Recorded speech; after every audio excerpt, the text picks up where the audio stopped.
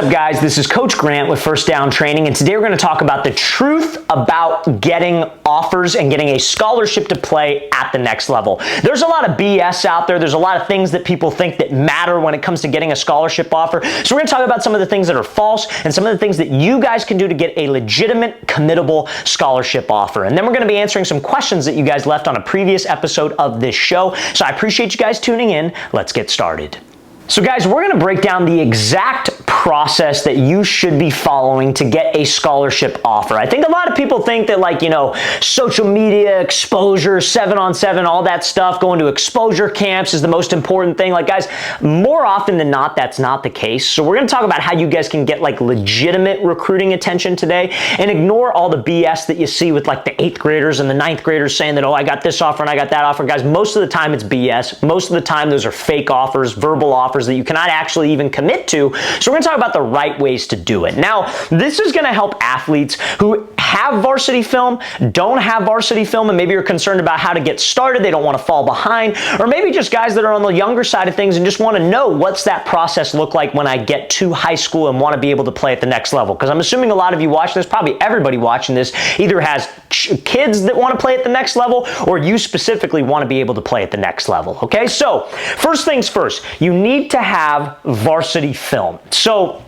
let's talk about varsity film and why you need varsity film. So like 7-on-7 film, you're in t-shirt and shorts. Freshman ball film, it doesn't matter as much because it's freshman ball. You're not playing at the highest possible level of high school ball. JV ball, same idea. Varsity level football is what your primary goal should be. So let's say you're a freshman and you played freshman ball. Your primary goal for your sophomore year, this is what you should put most of your time, most of your energy, most of your resources, whether that's financial or whatever it might be, towards getting varsity film. Okay, and starting on varsity. That's the first step, obviously, before you even get film.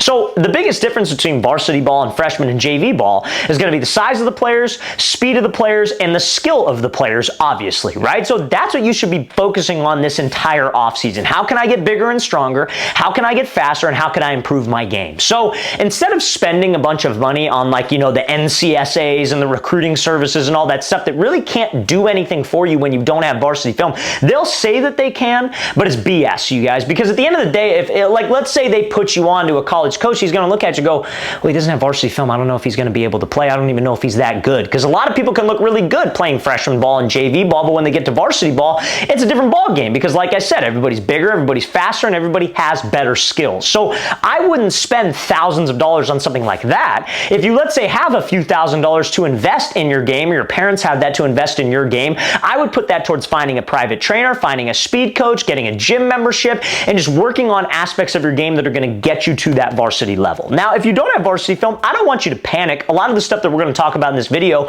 will directly apply to you as well, because the next step after that is going to be making an X account. So X is formerly known as Twitter. Whatever your opinions are on, like how the platform is, there's a lot of BS on there. There's a lot of hate on there. There's a lot of negativity, whatever. The way social media works is that, like, your algorithm is going to show you what you're ultimately interested in. So if you're very interested in football and that's all you go on there for is football, recruiting, college football, that's all your algorithm is going to show you. If you're on there looking at politics and things that you shouldn't be looking at, yes, your algorithm is going to show you that. So whenever I talk about an X account, sometimes I'll get parents that'll reach out to me and say, well, I don't want my son to be on that platform. It's like, well, you just got to monitor it. You just have to make sure that you're looking at the things you should be looking at, and you're not going to get showed the BS in the feed. Okay, so that's primary number one. Now, why do we need an X account? An X account is exactly where college coaches will go, or I should say X, the platform itself, is where college coaches will go to do a lot of their recruiting. They travel all over the country and go to different high schools, and they have their own camps, and we're going to get into that later on in this video. But where they go in terms of like a social media on their phone, very easy access, is Twitter, now known as X. So you need to be on that platform, okay? It's like, for example, like think of it from like a business perspective, right? Like let's say you're a business owner and your product is for like kids ages like 6 to probably 10. What platform are you, that's a little young, right? But like, let's say maybe like 10 to like 13. Let's say that's your target demo.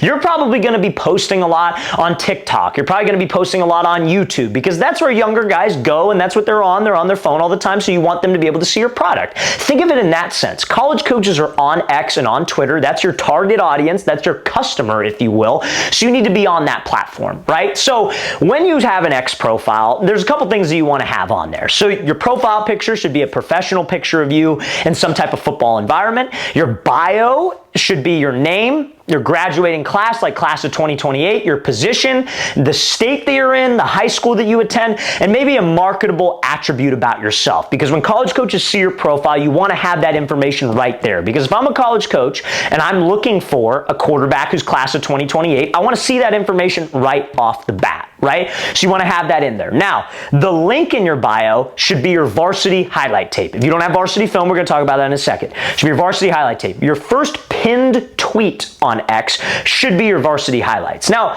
I'm telling you all this right now, you guys, there are people that literally charge money for this information. Like, they literally charge thousands of dollars and they get parents to be like, okay, cool. Like, they're like, hey, we'll run your kid's social media account. We'll set it up as profile and we'll do this, this, this, and this. Like, guys, you could do this yourself. You could save yourself the money and do this yourself, okay? So that's what you want to have your bio and your profile to look like. If you don't have varsity film, I still want you to make an X account. Don't post a link to anything. Don't post your pinned tweet of your highlights. You want to upload content consistently of yourself training in the off season, working out with your private trainer, working out in the gym, working out with your team. Just have some type of social media presence. So if a college coach sees that, maybe he's a little bit interested. Maybe he's not, but maybe he's a little bit interested when he sees it. You should do the same exact thing if you have varsity film, just to have some type of social media presence. Little clips, not long periods of film, like where you're filming 10 minutes of like a workout that you did with your receivers or your quarterback or whatever. Just little clips that showcase what you can do and who you are as an athlete, right? Now, you want to have the X profile, obviously, because you want to be able to reach out to college coaches. So Twitter's a little bit different, or X is a little bit different, right? Because certain college coaches don't allow you to message them, because you need to message them, and we'll talk about that process. But they don't allow you to message them unless you are verified or they are following you. Right? So in the old days of Twitter, you could just freaking message whoever you wanted, even if you weren't following them or they weren't following you. But it's changed a little bit. I recommend paying for the verification. It's something like $20 to $30 a month, which, you know, it might not be pricey for some of you, it might be pricey for some of you, but I recommend getting that because that opens up a lot more doors of people that you can message. And what you want to do is you want to follow college coaches. How do you find college coaches? What I would do, so like a big school near me, I live in Southern California, would be USC, right? So what I would do is I would type in USC football on the search on that platform, go to their profile, the main football Twitter account that probably has 100,000 plus followers, right? But I wouldn't go to their followers, I would go to who that account is following. It's probably going to be a few hundred, maybe even less. And I would scroll through that list and there's going to be coaches on there. I'd follow them. I'd follow them. I'd follow them. They might see the notification. Maybe they don't. But again, it's more so like, it's like a sales job, right? The more phone calls that you make, the more sales that you're probably going to get. The more people that you follow, the more people that you message, you're probably going to get at least some type of interest. Maybe you message 100 coaches and only one responds, but that is still one response. At the end of the day, to get an offer, you only need one school or one coach to believe in you, right? So I'd follow them, and then maybe you get someone to follow you back, whatever. That's when I would shoot them a DM. If you could DM them without them following you back, then I would obviously DM them. That's just a simple check. You just go to message them, and if it says that they need to follow you back, that's like, okay, I'm going to move on. And if it allows you to DM them, then I would DM them, right? Now, how should you go about DMing these college coaches, right? So what I recommend, because a lot of people will do this DM strategy, and they will send their entire life story. It'll be a message that's like this long, right? And it's like, all right, bro, like college coach ain't gonna read that, and he probably has 100 other messages just like that. I saw a funny video on social media where this guy, he's like a recruiting guy, and he was talking about how when messaging college coaches, it's a lot like DMing like a girl that you're interested in, right? It'll make sense, trust me. Where like a very attractive girl is probably gonna have a lot of people interested in her, right? So a lot of people are gonna be trying to pursue her, and they're gonna send her the same cliche, you know, like one-liners, like pickup lines, whatever. But if you send a message that maybe stands out and looks a little bit different than some of these other guys, she might be more inclined to respond to you because she's like, man, nobody's ever really said that before, or like nobody's ever talked to me like that before. And then there you go. Then that's some interest right there, right? So same thing with a college coach in a weird way. Obviously it's a different motive, but like you want to get them to respond to your message. Sending them this long paragraph that they get all the time isn't the best strategy. What I recommend, and this is very easy for them to respond to, send them just a simple one-line message, maybe 2 lines. Hey coach, my name is Grant. I'm a class of 2029 quarterback. I was wondering if you have any camps this offseason that I can attend. Simple response for him. Hey Grant, thanks for reaching out. Here's the information for our camp that we're having in June. Bam. You have a line of communication with that college coach. You're not just sitting in his requested inbox. And it's a very easy response for him because he can just send you the link over. He doesn't have to read your whole long message because, again, college coaches are very busy, you guys. They don't have time to read through long message at the very end of it, right? And a lot of guys will send that long message and then attach their film at the bottom. If they're recruiting like a guy at your position, right, like a quarterback class of 2029, and they see you reach out and they check out your profile and they see your film as the pinned tweet, then they're like, okay, maybe I'll check that out. And then maybe they watch it. You guys, you probably don't even have to send them your film. You don't even have to send them the link to your highlights. They'll just watch it. Now, if you don't have varsity film, I still recommend doing that because if you don't have varsity film yet, it's all about building and creating relationships. And how you build and create relationships is by talking with these guys. And maybe you attend these camps. So that's what we're going to talk about. So obviously, they send you the camp information. Maybe you do that a bunch of times.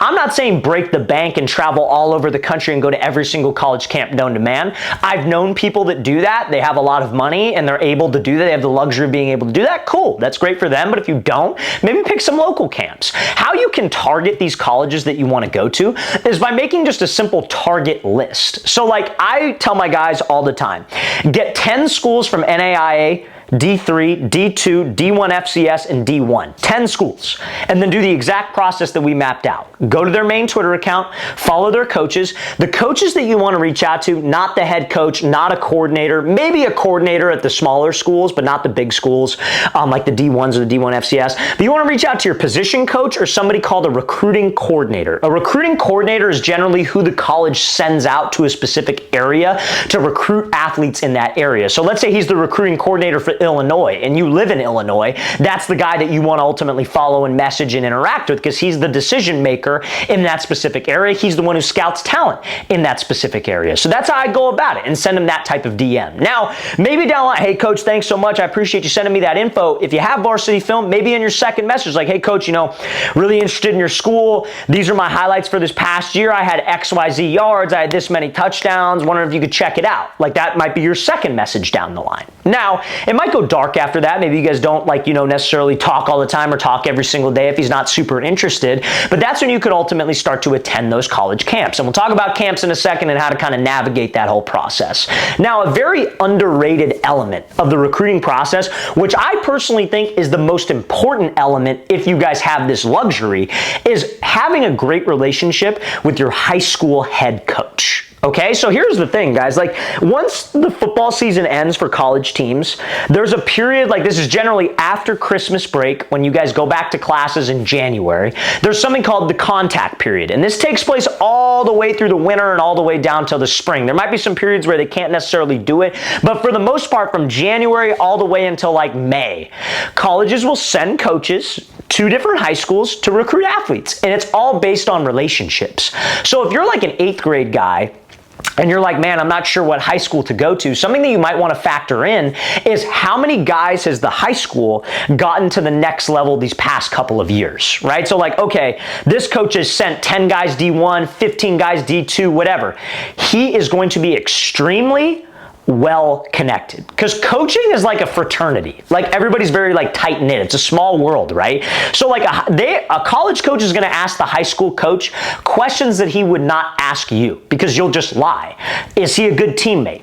Is he responsible? Does he have good grades? Because what you'll say is, I'm a great teammate. I'm responsible, even if you're not, because what are you going to do? Tell a college coach, like, I'm not really a good teammate. Like, no, you're not going to say that. So he's going to ask for a second opinion. And that second opinion, who he really respects is the high school head coach, because the high school head coach is going to shoot him straight. And I've seen this happen because he doesn't want that coach to never come back to his school. So he's going to tell that coach, like, honestly, man, he's got really bad grades. He's not the most responsible. He's not the best team guy, because he doesn't want that relationship to be ruined. Imagine if a high school coach recommended a kid and that kid shows up to that school and he's a total knucklehead. He's a total idiot, bad teammate. Like, that coach is going to be like, man, that guy lied to me.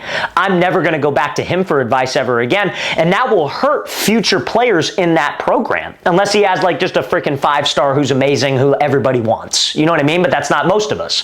So the high school head coach relationship is very important. This is why it's important, like with your team, you guys, that you are the guy who's there on time. You're never late. You're at every single practice. You give good effort. You have a good attitude. You're coachable. All those things will help you out recruiting. A lot of people don't think that, but it will, because having a good relationship with your high school head coach will help you out in the recruiting process. That's how I got my offers. I didn't do anything on social media, you guys, and I had 5 offers when it was come time to sign when I was a senior. And again, a lot of guys have more than that, but it was strictly from being a good teammate, being a good player, being there for my teammates, being a leader. So my high school head coach was like, hey, do you want to play college football? I'm like, absolutely, I want to play college football. He's like, okay, let me make some calls, because it carried a lot of weight. So if you guys have that luxury where your high school head coach is well connected, that is a very, very important relationship, and you need to make sure that you are a team first guy. And you know what I mean by when I say that, is that will help you out with the recruiting process. Okay, so now, and that's, again, all this stuff applies even if you don't have film. You guys, even if you don't have film, this stuff still matters, because when you do get film,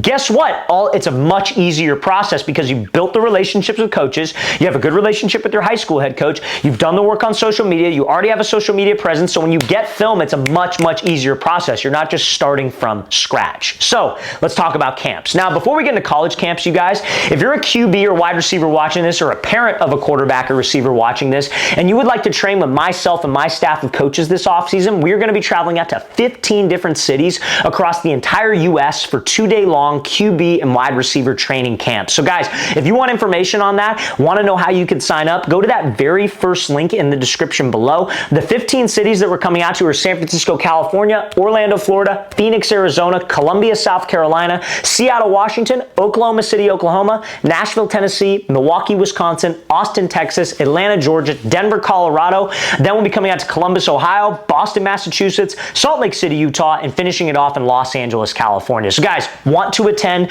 go to that very first link in the description below. What I can tell you about our camps, it's not like a college camp. We don't have 1 million people there. We keep things very small. It's a small group environment, so we can work with each athlete one-on-one, individually, correct them, tell them what they're doing wrong. So spots are limited, and guys, all of our camps will be sold out. We will not have any more spots available, probably by the first of the year in January, maybe February, I would say. So guys, make sure you take advantage of the fact that we have open spots, because they will all sell out here very soon. We get a ton of signups literally every single day, so things are filling up very fast. So again, guys, very first link in that description below. Hope we can see you there, okay? So now, let's talk about camps. So, camps, the thing is, you don't want to break the bank traveling all over the place. You want to go to the camps that you're, pretty interested in, that you might feel are a little bit on the local side of things, especially if you're a young guy, because, you just want to go and you want to build relationships, right? The only way to stand out at a camp from being unknown, because a lot of kids will do this. A lot of kids will sign up for a camp with a school that they've never communicated with. They don't have any relationship with any of the coaches on Twitter. They've never talked to them, whatever. The only way you could stand out in that setting is by being either really, really big, so like tall, weigh a lot, pass the eye test, or run a crazy 40 time, or have crazy combine times. It's the only way you're going to turn some heads. Because college coaches kind of know who their guys are by the time of the camp. Think about the recruiting timeline, right? I talked about it. January, that's when coaches start going to high schools. So they've been recruiting certain players from January all the way until June. And June is when the college camps will be. So they kind of already know who their guys are, especially at the bigger schools. Now, I recommend going where you are known. Okay, now if you're a guy who maybe doesn't know anybody, and let's say you don't have any varsity film, we'll talk about that in a second and what you can do. But you go to these camps where you are known. You have this coach has talked with you. You've been talking to him for months. He's watched your film. Maybe he really likes you. Maybe he's just like, hey, we'd love you to come out to the camp, whatever. Go there, because what you can do before the camp is you can DM the coach, hey coach, I'm going to be there tomorrow. I look forward to meeting you. After the camp, hey coach, really thank you for your time. Maybe after the camp in person, you talk to the coach after, like, hey coach, do you see any things that I can improve on? What are you guys looking for in a receiver for your program so I could work on those things? Like, again, it's all about developing a relationship. Okay, now if you don't have film, I recommend going to where the most college coaches are going to be present, which would be something called a satellite camp. Some people call that a mega camp. That's when multiple college staffs are in attendance at a specific camp. So they'll usually have it at like a smaller college, like a D2 or a D3, and a bunch of schools will come to that and scout the talent that's there.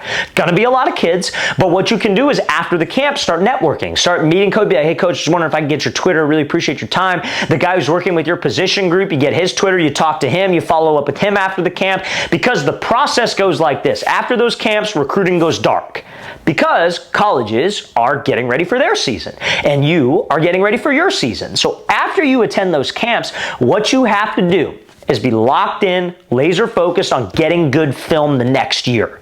So you're a sophomore and you're going into your junior year. That junior season matters, man. You're a junior going into your senior year. That senior season matters. You're a freshman going to sophomore. That sophomore season matters. You need to get good film. After the first 5 games, you send your film to those college coaches that you have networked with. Hey, coach, here's my midseason highlights. Hope you could check it out. I went to your camp here. We talked a little bit last year. And then after 10 games or the end of your season, you send them your full season highlight tape. That is the best way to go about the process, because that is ultimately what can lead to the offer. They've seen you with their own eyes. They've watched your film from the previous year. They watch your film this next year. Hopefully you've progressed and become a better player. You've put on some size. You've gotten faster. Okay, we're really interested in this kid. Maybe we could ultimately get him an offer. And maybe you get an offer along the way. Maybe, you have really, really great film and, they like your film and they see you at a camp and they offer you and they come to your school, whatever. It can happen along the way, but that's generally how the process goes. The real recruiting process, not this BS that you see where people are like, oh, I got this offer from this camp and all this. It's all fake, you guys. It's all fake. You know the fake stuff if you know how the actual process works. Because this is, again, unless you're like a 5-star, 4-star, this is the process that you have to go through, in my opinion. I think if you play at a really big high school, you live in a big football state, things are obviously easier, but this is for the guys that live in the small football states. Go to the small schools. This is the process that you guys can use. Assuming that you have the skills. You obviously need to have the skills, but this is just generally what I would recommend. Okay? All right, you guys. So now, what we do at the end of every single episode for about the next 5 to 10 minutes is we'll answer some questions that you guys left on a previous episode of our show. So I'm going to go through some of these questions. If you guys have questions, stuff you want to ask me about anything football related, do not hesitate. Post those in the comment section below. I read and respond to every question, so even if I don't feature you on the next episode, I will respond to you. I promise you that. So guys, post your questions in the comments below, and the best questions I'll feature on the next episode of the show, like I said, okay? So now, let's get into it. So, first question here. Let me pull this up.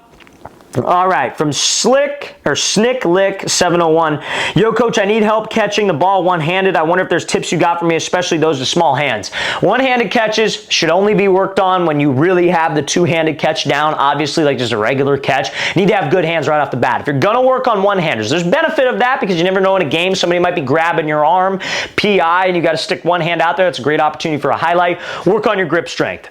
Best thing you could possibly do is get stronger grip, so fingertip push-ups, you're holding 2 heavy dumbbells, a farmer's carry, doing some pull-ups, anything that will get your grip stronger, that will help you make those one-handed catches, okay? Then obviously hand-eye coordination, looking the football in, okay? So I appreciate you asking that, man. Thank you very much.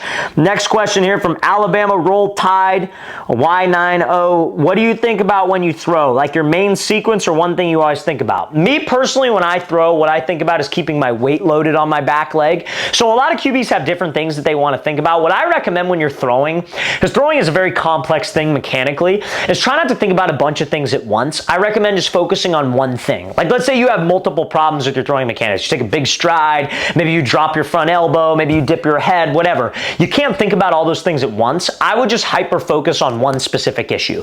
I'm taking a short stride, short stride, short stride. And then once you feel like you got that down, then we can progress to the next thing. But just focus on one thing. Everybody's a little bit different. Me personally, I focus on keeping my weight back, but there are a lot of other things that you could focus on as well. Okay, so I appreciate you asking that, man. That's a good question. Next question here.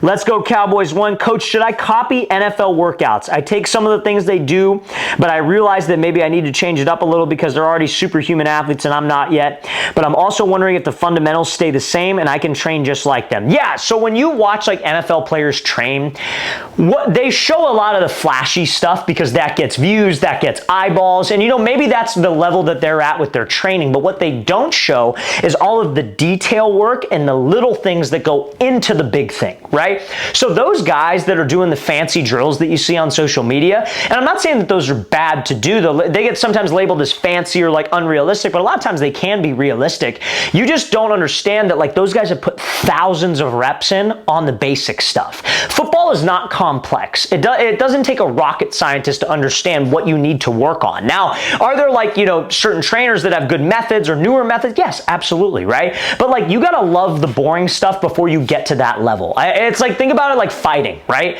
On your first day of kickboxing, you're not doing a spinning back kick, whatever, like you're not doing that. You're working on the fundamentals, and once you have those down perfectly, then you can progress. It's the same thing with any sport, and especially the same thing in football. So I wouldn't try to copy those NFL players. Like, you might be like, oh, okay, that's cool. Like, that's like, they're working on this, but I need to work on these specific elements over and over again before I get to that level. And then when you get to that level, yes, you can work those types of things, okay? So I appreciate you asking that, man. That's a good question.